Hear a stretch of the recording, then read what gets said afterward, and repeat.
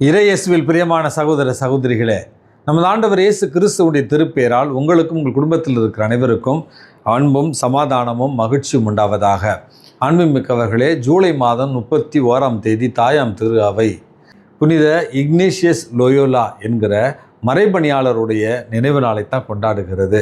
அன்புமிக்கவர்களே, மாதத்தினுடைய கடைசி நாள். இந்த மாதம் முழுவதும் இறைவனுடைய அருட்கரம் நம்மை பாதுகாத்திருக்கிறது, பராமரித்திருக்கிறது. இந்த மாதம் முழுவதற்காக நன்றி சொல்லுகிற நாம் வருகிற இந்த ஆகஸ்ட் மாதத்தை ஆண்டவருடைய திருக்கரங்களில் ஒப்படைத்து இந்த மாதம் முழுவதும் இறைவன் நம்மை வழிநடத்தவும் அவருடைய பாதுகாப்பும் பராமரிப்பும் நமக்கு நிரம்ப கிடைக்கவும் ஒருவருக்காக ஜெபிப்போம். அன்புமிக்கவர்களே, புனித இக்னேஷியஸ் லோயோலா சேசு சபையினுடைய நிறுவனர். சேசு சபை என்று சொன்னாலே அன்புமிக்கவர்களே உங்கள் எல்லாத்துக்குமே தெரியும். கிபி 16ஆவது நூற்றாண்டிலிருந்து இன்று வரையில் கத்தோலிக்க திரு அவையினுடைய வளர்ச்சியில் மிகப்பெரிய ஒரு பங்காற்றிய ஒரு துறவற சபை தான் இந்த சேசு சபை.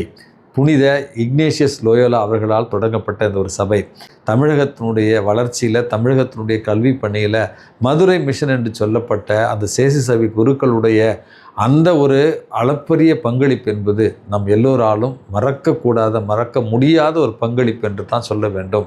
லோயோலா காலேஜ் அப்படின்னு சொன்னாலே உங்கள் எல்லாத்துக்குமே தெரியும். அதையும் தாண்டி தென் தமிழகத்திலும் சரி, வட தமிழகத்திலும் சரி, பல்வேறு இடங்களில் ஒடுக்கப்பட்ட மக்களுக்காக கல்வி பணியையும் சமுதாய பணியையும் இன்றளவும் ஏறெடுத்து வருபவர்கள் தான் சேசு சபை குருக்கள். இந்த சேசு சபை தொடங்கிய புனித இக்னேஷியஸ் லோயோலாவை பற்றி சற்று நம்ம அறிந்து கொள்வது மிகவும் சால சிறந்தது. அன்புமிக்கவர்களே, கிறிஸ்தவ வரலாற்றில் கிபி 1491ஆவது ஆண்டு ஸ்பெயின் தேசத்தில் ஒரு பிரபுத்துவ பணக்கார குடும்பத்தில் பிறந்தவர் தான் இந்த இக்னேஷியஸ் லோயோலா என்பவர். அன்புமிக்கவர்களே, இளமை காலத்தில் ஒரு உலகப்போக்கான ஒரு வாழ்வை வாழுகிறார். அவருடைய அந்த பிரபுத்துவ குடும்பத்திற்கு ஏற்றமான ஒரு வாழ்வு, பல போர்களில் பங்கெடுக்கிறார், குதிரை ஏற்றத்தில் ஈடுபடுகிறார், மகிழ்ச்சியான ஒரு வாழ்க்கையை வாழ்ந்து கொண்டிருக்கிறார். ஒரு போரில் அவருடைய கால் அடிபட்டு விடுகிறது. அதனுடைய காரணமாக மருத்துவ சிகிச்சைக்காக அவர் மருத்துவமனையில் அனுமதிக்கப்படுகிறார்.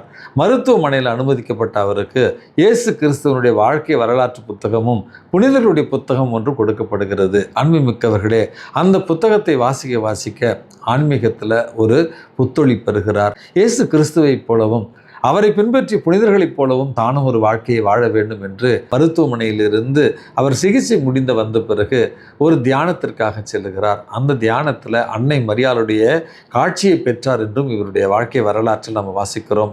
இவருடைய அந்த ஆன்மீக பயிற்சிகளின் காரணமாகவும் தன்னுடைய வாழ்க்கை இயேசுவுக்காக அர்ப்பணிக்க விரும்பி ரோம் நகரத்திற்கு தன்னுடைய கல்வி படிப்பிற்காக வருகிறார். ரோம் நகரத்தில் தன்னுடைய நண்பர்களோடு சேர்ந்து ஜெஸ்விட்ஸ் என்று சொல்லப்படுகிற இயேசுவினுடைய நண்பர்கள் என்று அழைக்கப்படுகிற சேசு சபையை இவர் தொடங்கினார் என்று தான் வரலாற்றில் நம்ம வாசிக்கிறோம். அன்புமிக்கவர்களே, சேசு சபை தொடங்கப்பட்டதற்கான காரணம் அவர் வாழ்ந்த அந்த ஒரு காலகட்டத்தில் ஐரோப்பா முழுவதும் பல்வேறு தப்பறைகளால் கத்தோலிக்க திரு அவை சற்று தளர்ச்சிக்கு உள்ளாகியிருந்த ஒரு நேரம். அந்த ஒரு நேரத்தில் தான் அந்த தளர்ச்சியை புத்துணர்ச்சியாக மாற்றும் வண்ணமாகவும் திருத்தந்தைக்கு கீழ்ப்படிந்து திருத்தந்தையினுடைய விருப்பத்திற்கு இணங்க இயேசு கிறிஸ்துவனுடைய நற்செய்தியை உலகமெல்லாம் கொண்டு செல்வதற்காகவும் தொடங்கப்பட்டது தான் இந்த ஒரு சேசு சபை. கிபி 1534 கற்பு, ஏழ்மை, கீழ்ப்படிதல் என்கிற 3 சத்திய வாக்குறுதிகளோடு இவர்கள் குருவாக திருநிலைப்படுத்தப்பட்டார்கள். அதற்கு பிறகு சேசு சபை குருக்கள் ரோம் நகரிலிருந்து திருத்தந்தையினுடைய அனுமதியோடு உலகின் கடை எல்லை வரை சென்றார்கள். இயேசுவை அங்கு கொண்டு சென்றார்கள். அன்னை மரியாளுடைய பக்தியை அங்கு கொண்டு சென்றார்கள். நற்கருணையினுடைய பக்தியை அங்கு கொண்டு சென்றார்கள். திரு இறுதி ஆண்டவருடைய பக்தியை அங்கு கொண்டு சென்றார்கள். கல்வி பணி செய்தார்கள், சமுதாய பணி செய்தார்கள், சில இடங்களில் மருத்துவ பணிகள் கூட இவர்கள் செய்திருக்கிறார்கள். அன்புமிக்கவர்களே, இன்றைய கணக்குப்படி 53 புனிதர்களை திருச்சபைக்கு கொடுத்த மாபெரும் ஒரு துறவற சபையாகத்தான் இந்த சேசு சபையை பார்க்கிறோம். பல ஆயர்கள் மற்றும் கர்தினாளர்கள் திருச்சபைக்கு பணிபுரிந்திருக்கிறார்கள். வரலாற்றினுடைய எண்ணிக்கையின்படி சில ஆண்டுகளுக்கு முன்பு மரித்த நம்முடைய பாசமிகு திருத்தந்தை பிரான்சிஸ் அவர்கள் சேசு சபையைச் சேர்ந்த ஒரு துறவி ஆவார். பிறகு புனித இஞ்ஞாசியார் அந்த சேசு சபையினுடைய தலைவராக தேர்ந்தெடுக்கப்பட்டு கிபி 1551ஆவது ஆண்டு இறைவனடி சேர்ந்தார் என்று தான் இவருடைய வாழ்க்கை வரலாற்றில் நம்ம வாசிக்கிறோம். இன்றைக்கு நமக்கு கொடுக்கப்பட்டிருக்கிற நற்செய்தி வாசகத்தில் நமது ஆண்டவர் இயேசு கிறிஸ்துவை அவர் வாழ்ந்த அவருடைய சொந்த ஊரிலேயே கண்டுகொள்ளவில்லை என்பது தான் மிகவும் மனதுக்கு வேதனை தருகிற ஒரு காரியமாக இன்றைக்கு நம்ம பார்க்கிறோம். இயேசு அவர்கள் நடுவில் இருக்கிறார். இயேசு அவர்கள் நடுவில் பல அற்புதங்களை செய்கிறார். இருந்தாலும் அவர்கள் அவரை கண்டுகொள்ளவில்லை.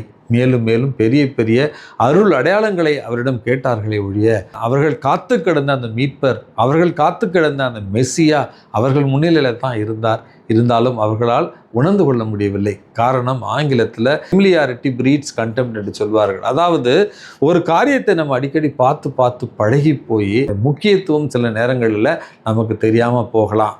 அல்லது இயேசுவை பற்றின அந்த ப்ரிஜுடைஸ்ட் ஐடியா என்று சொல்வார்கள். இயேசுவை பற்றின முற்சார்பு எண்ணங்கள், இவங்க அப்பா ஒரு தச்சர் தானே, இவங்க அம்மா மரியா நம்ம ஊரில் தானே இருக்காங்க, இவர்களுடைய உறவினர்களாக நமக்கு தெரியாதா, அந்த குடும்பத்திலேருந்து என்ன பெருசாக வந்துட போகுது, அப்படி என்று இயேசுவை பற்றின ஒரு முற்சார்பு எண்ணங்கள் கொண்டிருந்த ஒரு காரணத்தினால தான் மெஸ்ஸியா அவர்கள் முன்னிலையில் இருந்து கூட அவர்களால் கண்டுகொள்ள முடியவில்லை.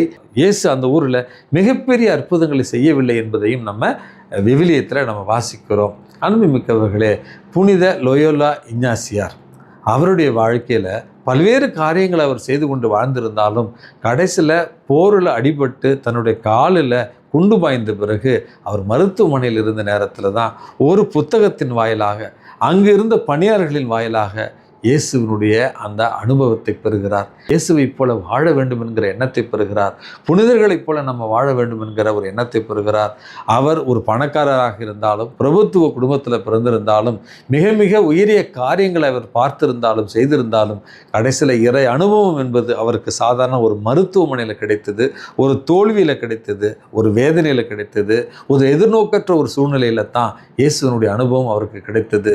இறைவன் நம்மிடம் இன்றைக்கு எதிர்பார்ப்பது அதுதான். நம்மை சுற்றி கடவுளுடைய பிரசன்னம் பறந்து விரிந்து கிடக்கிறது.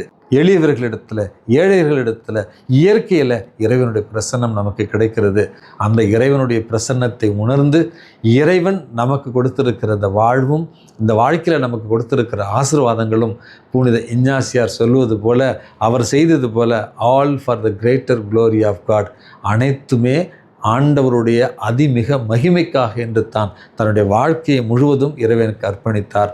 ஆகவே எளியவர்களிடத்திலும், ஏழையரிடத்திலும், இயற்கையிடத்திலும் இறைவனை கண்டு நாம் செய்கிற ஒவ்வொரு செயலிலும், நாம் சொல்லுகிற ஒவ்வொரு வார்த்தையிலும் இறைவனுடைய மகிமைக்காக மட்டுமே என்று உணர்ந்து வாழ இறைவன் உங்களையும் என்னையும் தூண்டுவாராக.